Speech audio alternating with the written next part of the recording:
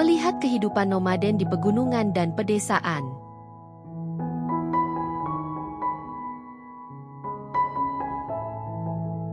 Nomaden juga dikaitkan dengan gaya hidup di mana seseorang atau kelompok orang hidup dengan tidak menetap di suatu tempat dalam waktu yang lama. Dengan kata lain, nomaden artinya adalah seseorang atau kelompok orang yang hidup dengan cara berpindah-pindah tempat. Penting untuk digarisbawahi bahwa gaya hidup nomaden tidak sama dengan migrasi. Adalah perpindahan di mana seseorang atau kelompok orang melakukan perjalanan ke tempat baru untuk menetap di tempat yang baru. Sedangkan gaya hidup nomaden artinya hidup dengan cara berpindah-pindah ke tempat yang dianggap memiliki ketersediaan sumber daya alamnya. Dalam gaya hidup nomaden, seseorang atau kelompok orang akan meninggalkan tempat yang didiami jika sumber daya yang digunakan untuk memenuhi kebutuhan mereka di tempat itu sudah tidak tersedia lagi.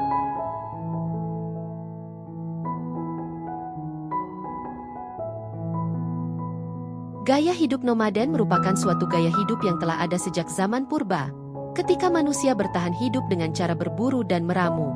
Dengan kata lain, nomaden artinya adalah gaya hidup yang sudah dimulai sejak zaman prasejarah. Dirangkum dari berbagai sumber berikut adalah sejarah gaya hidup nomaden. Seperti yang sudah dibahas sebelumnya, gaya hidup nomaden merupakan gaya hidup yang sudah dimulai sejak lama. Bahkan gaya hidup ini merupakan gaya hidup yang dipilih generasi pertama manusia di zaman prasejarah, hingga setidaknya 12.000 tahun yang lalu. Demikian seperti dikutip dari Ira Nomad Tours. Untuk bertahan hidup, mereka membangun tempat tinggal sementara di pohon.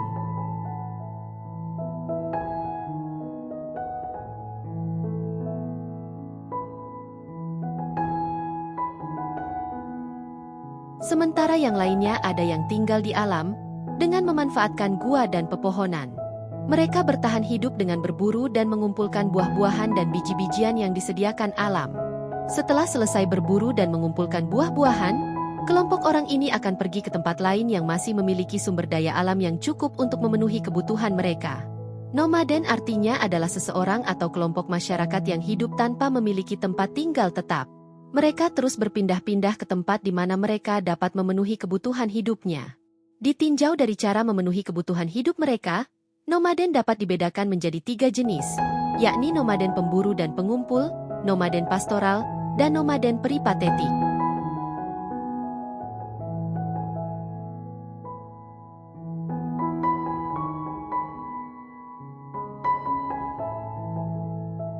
Nomaden pemburu pengumpul merupakan generasi manusia paling awal. Mereka hidup dengan cara berburu dan mengumpulkan tanaman-tanaman liar yang tumbuh di alam. Mereka akan berpindah dari suatu tempat ke tempat lain, ketika sumber daya alam yang digunakan untuk memenuhi kebutuhan mereka habis. Mereka memiliki strategi berburu dan meramu yang berbeda berdasarkan lingkungan mereka. Strateginya antara lain berburu hewan, menjebak hewan buruan, memancing, mengumpulkan serangga dan tumbuhan liar. Contoh masyarakat nomaden pemburu pengumpul yang pernah ada di dunia, antara lain sebagai berikut. Atlingit. Mereka adalah sekelompok pemburu pengumpul di benua Amerika yang dihancurkan oleh penyakit yang dibawa oleh orang Eropa.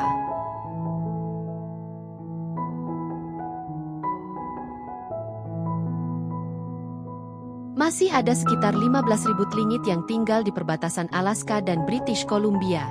B. Hoisan. Mereka tinggal di Afrika bagian selatan.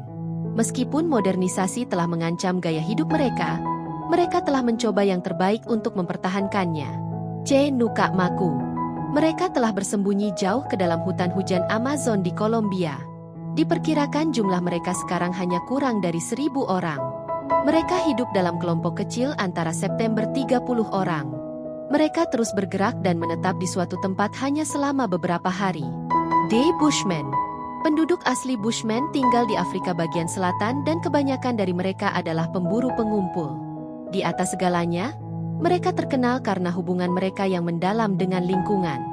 Nomaden pastoral adalah salah satu jenis nomaden dengan populasi terbesar di dunia. Mereka beternak domba, sapi, kambing, dan unta. Mereka hidup berpindah-pindah dengan membawa hewan ternaknya menuju padang rumput dan tempat yang memiliki tanaman yang cocok untuk kelompok mereka. Hingga 1 dekade yang lalu, kemungkinan melakukan pekerjaan dari jarak jauh dan berkeliling dunia mungkin hanyalah mimpi. Namun sekarang, itu telah menjadi kenyataan bagi sebagian orang. Pada tahun 2020, Terutama ketika pandemi berlangsung, ada peningkatan tajam mengenai pekerjaan yang bisa dilakukan dari jarak jauh. Banyak perusahaan memutuskan untuk mengizinkan karyawan mereka untuk bekerja dari jarak jauh jika mereka mau. Ini mendorong pekerja jarak jauh untuk mempertimbangkan hidup dalam situasi yang lebih ekonomis dan tujuan yang lebih indah dan memanfaatkan kebebasan yang baru ditemukan ini.